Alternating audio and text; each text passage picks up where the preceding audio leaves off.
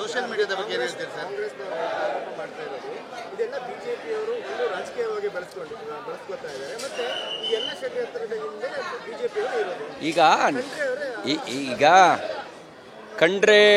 ಖಂಡ್ರೆ ಅವರು ಈ ಪಾಪದ ಸುಳಿಗೆ ತಾವು ಸಿಗಾಕೊಳ್ತಾ ಇದ್ದಾರೆ. ಯಾರೋ ಮಾಡಿದ ಪಾಪದ ಸುಳಿಗೆ ನೀವು ಮಾತಾಡಿ ಸಿಗಾಕೋತಾ ಇದ್ದೀರಿ. ಖಂಡ್ರೆ ಅವರೇ, ನಿಮ್ಮ ತಂದೆನೂ ಇದನ್ನು ಒಪ್ಪಲ್ಲ, ನಿಮ್ಮ ತಂದೆಯೂ ನಿಮ್ಮ ಒಪ್ಪಲ್ಲ. ಸರಳ ಸಂಸ್ಕೃತಿ ಅಂತ ಹಾಸ್ಪಿಟಾಲಿಟಿ ಕ್ಷೇತ್ರದಲ್ಲಿ ಜಾಗತಿಕ ವೃತ್ತಿಯ ಕನಸು ಇದೆಯಾ? ಜಾಗತಿಕ ಅಧ್ಯಯನ ಉದ್ಯೋಗ ಅವಕಾಶಗಳೊಂದಿಗೆ ಭಾರತದ ನಂಬರ್ 1 IIHM ನಲ್ಲಿ ಓದಿ. ಪ್ರವೇಶ ಆರಂಭವಾಗಿದೆ, ಈಗಲೇ ಸೇರಿ. ಇದನ್ನು ಒಪ್ಕೊಳ್ಳೋದೇ ಇಲ್ಲ. ಸರಳ ಸಂಸ್ಕೃತಿ ಈ ತರದ ನಿಮ್ಮ ಸುಳ್ಳನ್ನ ಒಪ್ಕೊಳ್ಳೋದೇ ಇಲ್ಲ. ಸೋಷಿಯಲ್ ಮೀಡಿಯಾದ ಬಗ್ಗೆ ಏನು? ಸೋಷಿಯಲ್ ಮೀಡಿಯಾ ಏನು ಷಡ್ಯಂತ್ರ ಮಾಡಿದ್ರು, ಅವ್ರಿಗೆ ಎಲ್ಲಿಂದ ಹಣ ಬಂದಿದೆ, ಇದ್ರ ಹಿಂದ್ಗಡೆ ಯಾರಿದ್ದಾರೆ, ಇದು ಕೂಡ ತನಿಖೆಯ ಭಾಗ ಆಗಬೇಕು.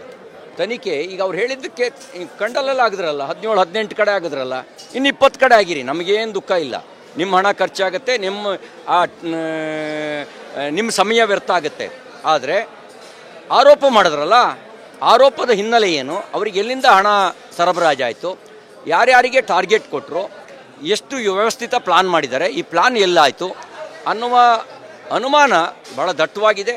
ವಿದೇಶದಿಂದಲೂ ಹಣ ಬಂದಿದೆ ಅಂತಕ್ಕಂಥ ಅನುಮಾನ ಇದೆ. ಮತಾಂತರದ ಮಾಫಿಯಾ ಇದ್ರ ಹಿಂದ್ಗಡೆ ಇದೆ ಅಂತಕ್ಕಂಥ ಒಂದು ಅನುಮಾನ ಇದೆ. ಈ ಎಲ್ಲ ಅರ್ಬನ್ ನಕ್ಸಲರು ಇದರ ಸ್ಟ್ರಾಟಜಿಯನ್ನು ರೂಪಿಸಿದ್ದಾರೆ ಅಂತಕ್ಕಂಥ ಅನುಮಾನ ಇದೆ.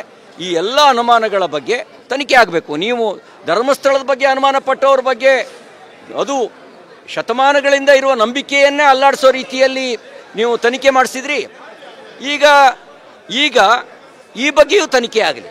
ಇದು ಭಕ್ತರ ಭಾವನೆ, ಈ ಬಗ್ಗೆಯೂ ತನಿಖೆ ಆಗಲಿ, ತನಿಖೆ ಆಗಬೇಕು ಅಂತ ಆಗಿದೆ.